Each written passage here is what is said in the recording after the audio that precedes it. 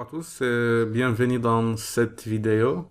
Donc cette première vidéo qui va être consacrée à la résolution d'un exercice sur le phénomène du flambement. Alors on va commencer par un premier exercice. Donc on vous donne un poteau qui est encastré à sa base.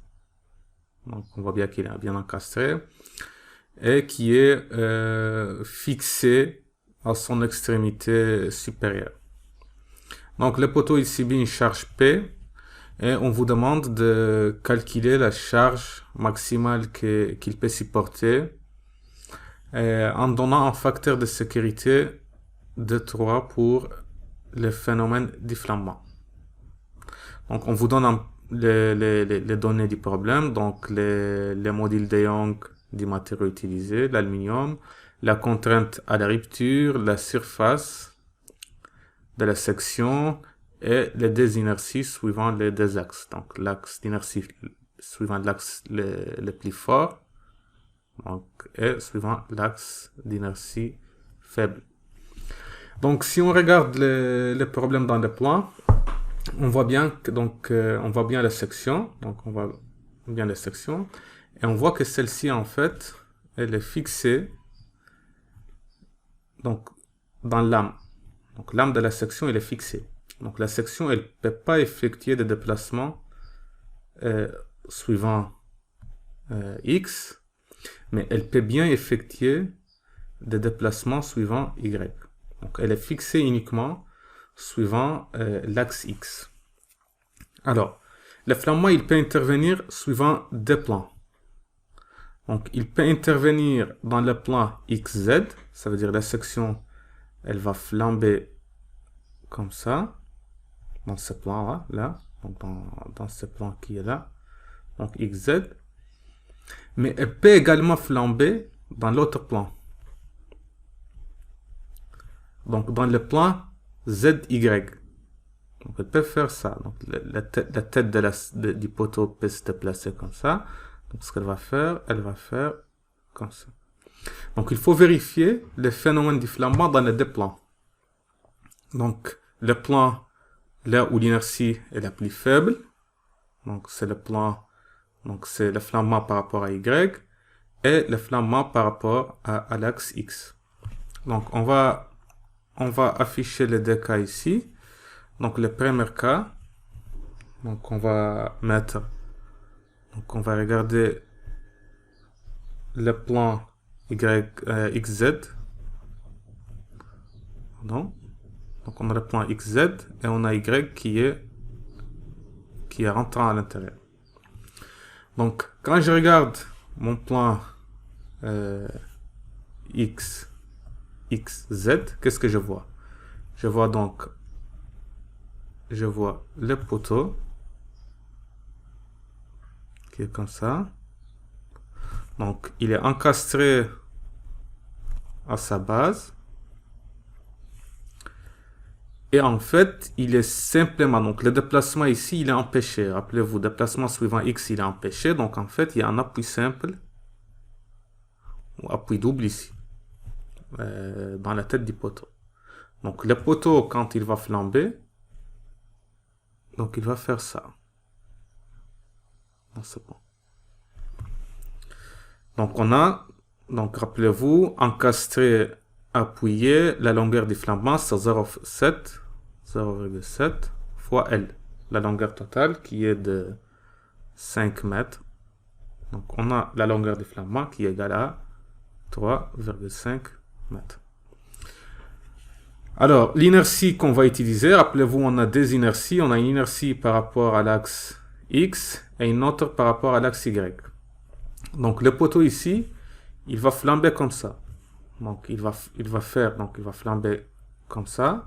Donc la rotation qu'il va effectuer, c'est une rotation par rapport à l'axe Y. Donc c'est l'inertie par rapport à Y qu'on va utiliser dans ce cas. Donc l'inertie par rapport à Y, c'est l'inertie la plus faible. Donc le poteau, donc l'intuition vous dit, voilà, il va flamber par rapport à Y, parce que c'est par rapport à Y qu'on a l'inertie la plus faible. Mais n'oubliez pas que par rapport à Y, la longueur du flambement, elle bénéficie de cet appui-là.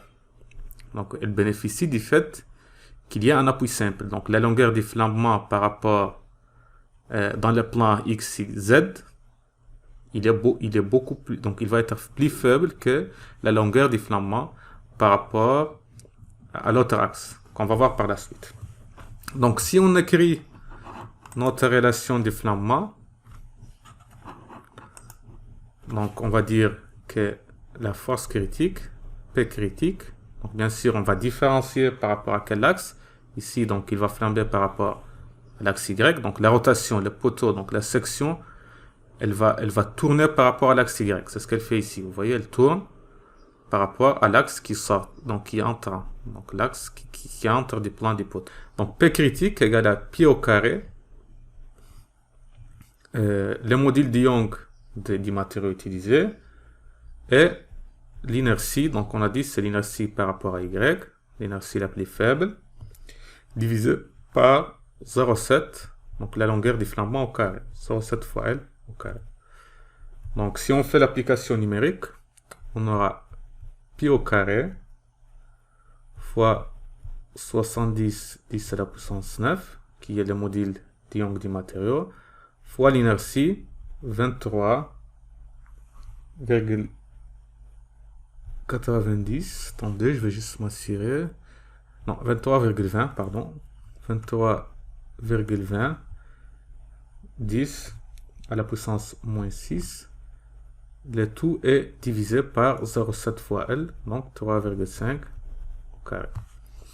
Donc on a la force critique par rapport à Y qui va être égale à 1,31 méganewton. Donc ça, c'est par rapport à ce plan que vous voyez ici. Maintenant, on va regarder ce qui se passe dans l'autre plan. Donc dans le plan ZY. Donc si je regarde le poteau dans le plan ZY, dans le plan ZY, si je regarde, donc le plan, donc Y, Z et X, il est sortant. Donc qu'est-ce qui se passe dans ce plan? On a notre poteau, il est encastré ici, mais en fait il est libre ici. Donc le déplacement du poteau suivant Y, il n'est pas empêché. Rappelez-vous de ce schéma-là que je fais. Regardez, le déplacement du poteau suivant Y, il est libre. Donc le poteau, il peut se déplacer comme il veut suivant Y. Donc malgré le fait que on a l'inertie la plus grande suivant ce plan-là, suivant le plan X, suivant le plan de rotation, dans lequel on va s'effectuer le flambement ici, mais nos conditions d'appui sont beaucoup plus défavorables. Donc le poteau ici, comment il va flamber? Rappelez-vous du cours, il va faire ça.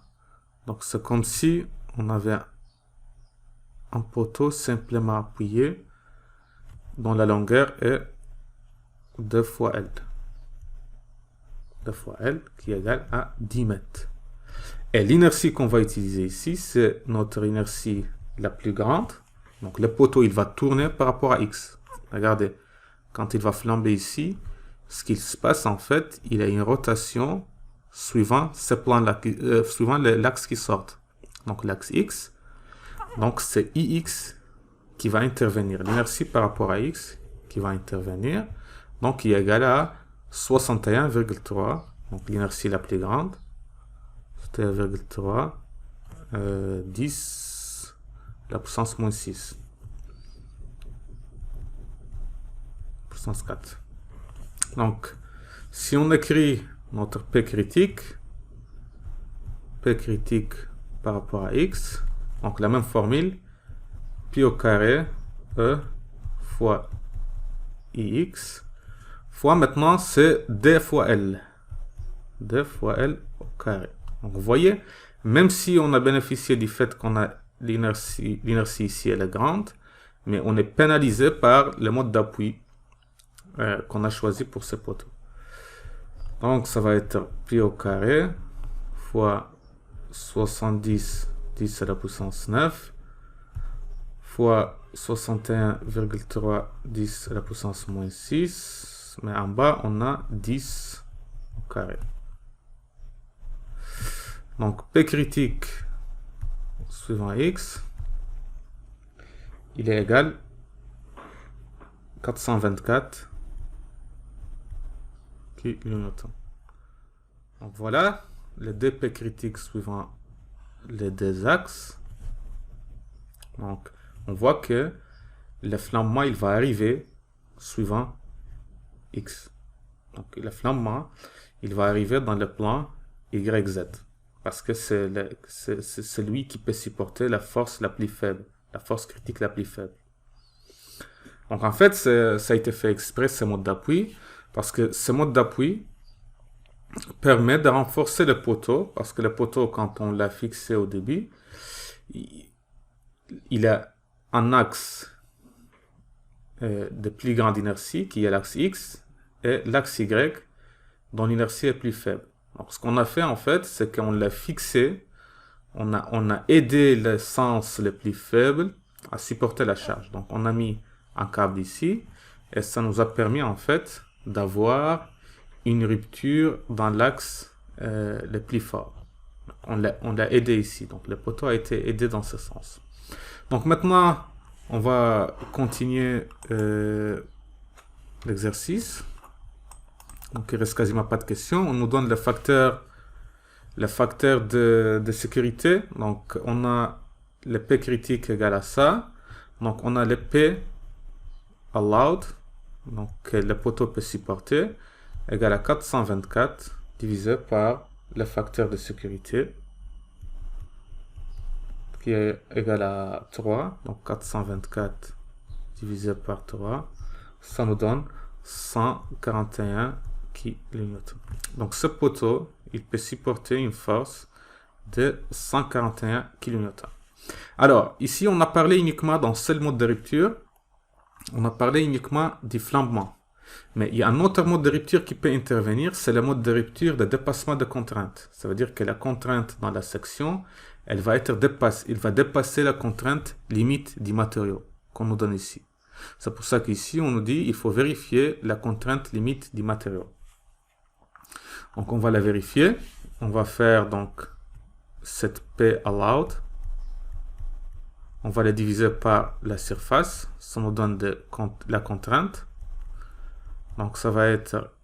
c'est pas le P allowed. Donc, on ne va pas utiliser le facteur de sécurité parce qu'il nous a clairement dit que le facteur de sécurité, c'est uniquement pour le flambement. Donc, on va utiliser la force brute qui est ici, 424.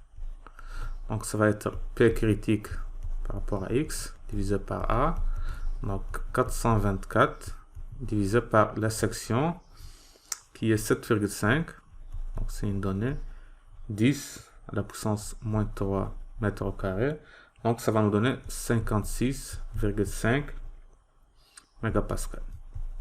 Donc, qui est bien inférieur à 215 que le matériau peut supporter.